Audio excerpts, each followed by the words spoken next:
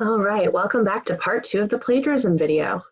In this section, we're going to continue discussing plagiarism, and we're going to start off by discussing if these are examples of plagiarism or proper paraphrases. So first, our original reads, students frequently overuse direct quotation in taking notes, and as a result, they overuse quotations in the final research paper.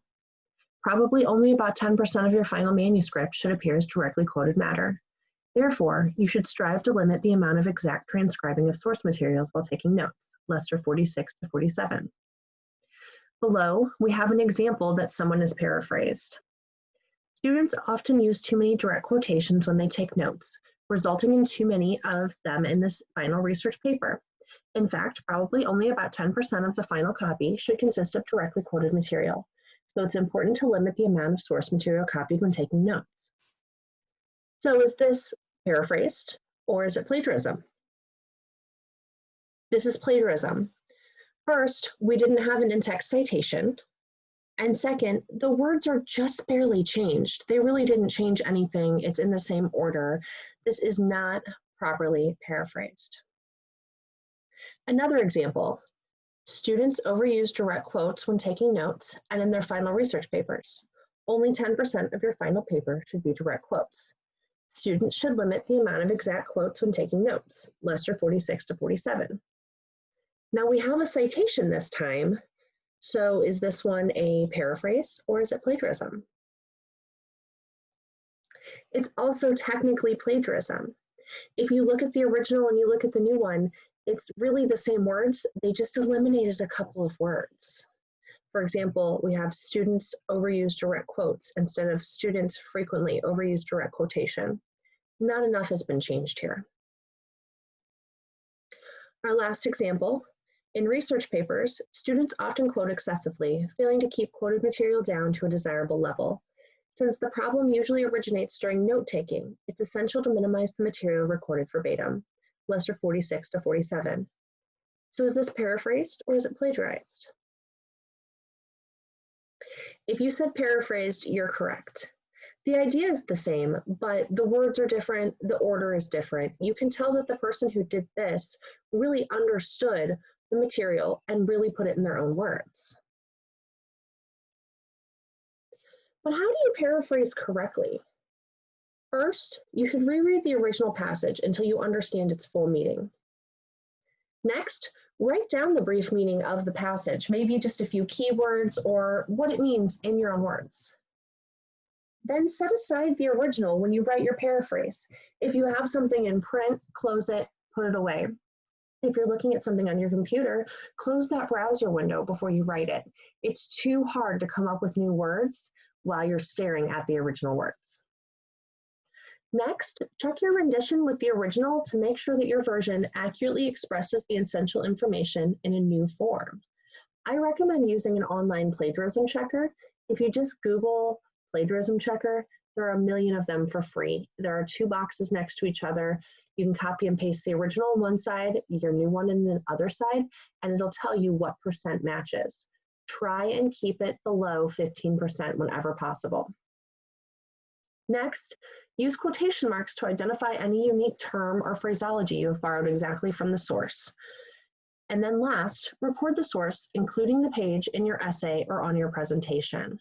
Now, I understand that a lot of people don't like to stop in the middle of what they're doing to record where the source came from and do their in-text citations, but keep track when you're writing by highlighting, maybe inserting comments so you know you need to go back. Another gray area of unintentional plagiarism is common knowledge. Common knowledge is knowledge that's known to most people, including common sense observations, like Michigan is cold in the winter, or widely known historical facts, like George Washington was the first president of the United States. Or it could be information common to a specific field.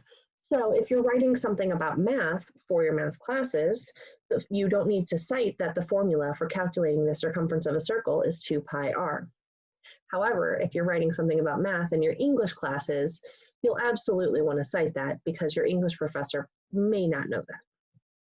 Contrary to popular belief, you don't have to cite common knowledge. But how do you know if it is common knowledge? According to MIT, the Massachusetts Institute of Technology, To help you determine what can be considered common knowledge, ask yourself first, who is my audience? Is this knowledge common to their field or their experience? Next, what can I assume they already know? Hint, you know what they say about assuming, and I often tell students to just assume that their reader doesn't know a lot. That way they provide enough background information. But for example, if I'm writing an essay on recycling and I want to try and persuade my audience that they should recycle, I probably don't need to include the definition of recycling. Most people know what this means. Will I be asked where I obtained my information? Is my information refutable or controversial? Or is my information possibly unbelievable? If at any point someone might look at that information and say, I don't know if I believe that, you want to provide a source for them. So overall, how do you avoid plagiarism? First and foremost, show the respect for the work of others by properly identifying your sources. This includes using quotes, introducing your source material, and using proper citations. Never buy an assignment or pay someone to do your work.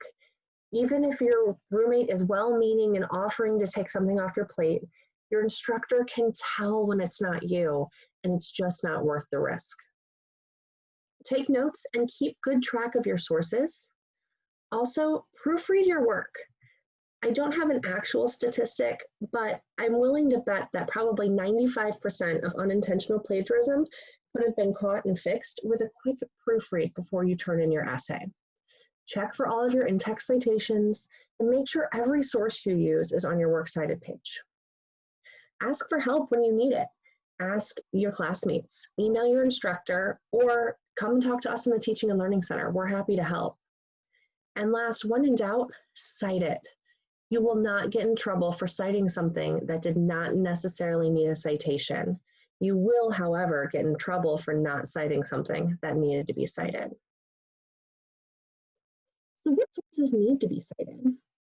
Words or ideas presented in print, electronic, or any other medium, information you gain through interviewing or conversing with another person face-to-face, over the phone, or in writing, when you copy the exact words or a unique phrase, when you reprint any diagrams, illustrations, charts, pictures, or other visual materials, or when you reuse or repost any electronically available media, including images, audio, video, and other media. Bottom line, document everything that didn't originate in your brain. If you have to go and double check something because you want to make sure it's correct, then go ahead and cite that because you had to go double check it. If you did not come up with it, chances are you probably need a citation. So what doesn't need a citation? If you're writing your own lived experiences, observations and insights, thoughts, conclusions about a subject, or results, whether lab or field experiences, as long as they're for this particular project, you don't need to create a citation. If you use your own artwork, photographs, video, or audio, when you're using common knowledge or generally accepted facts, like pollution is bad for the environment. There are a few resources available to you that I highly recommend using. The OWL at Purdue is one of my favorite sites. It's like an entire MLA, APA, or Chicago style guide, all available online for you. You can go in there, double check how to cite something, double check how to do your in-text citations, and make sure you're doing them correctly. NightCite is another resource for you.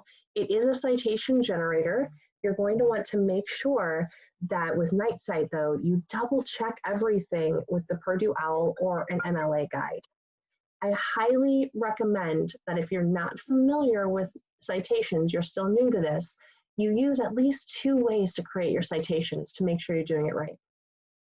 Also, the Teaching and Learning Center is a great resource for you. We're available to help you at any time, either in person or online, to try and figure out if it's plagiarism, help you with your citations, whatever you might need. You can make an appointment for a writing consultation. They're 60 minutes long. And like I said, we'll help you with your citations, your works cited page, citation formats, using resources to create proper citations, double checking your citations, checking for plagiarism, and more. You can make an appointment online or you can call us at 269-782-1409 for Dowagiac or 269-687-4862 for Niles. We do offer online and in-person writing consultations when available. Obviously, right now with campus being shut down, all in-person writing consultations are suspended. And that's it. If anyone has any questions or needs anything, you can email me at kbell07@swmich.edu, and I'm happy to help. Thanks, and have a great day.